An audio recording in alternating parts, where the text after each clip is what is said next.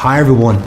I hear all the time, how do you create a sense of urgency with a prospect?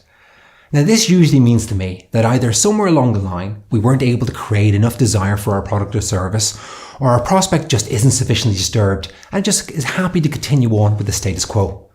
So if you're in the B2B and this seems to be a regular theme for you and the usual, impending doom techniques just aren't cutting it, then I would suggest that you give Spin Selling by Neil Rackham a go.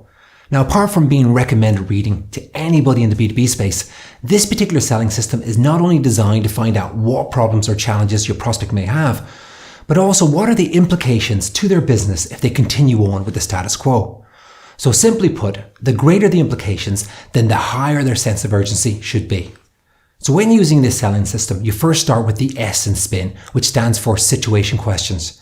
And these are used to learn where your prospect currently stands, from their processes and pain points all the way to their competitive plans and results.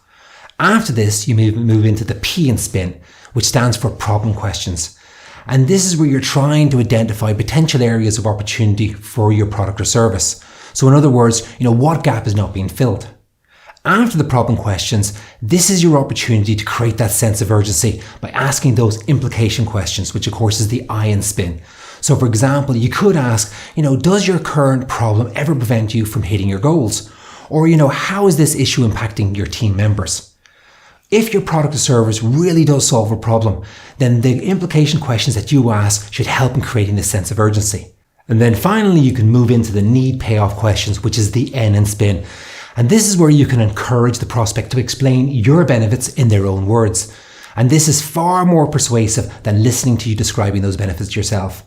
So there you are, ladies and gentlemen. I really hope that I did this book some justice. And as I always say, if you like the content I'm putting out there, please go ahead, click the follow, give me a like, and as always, good selling.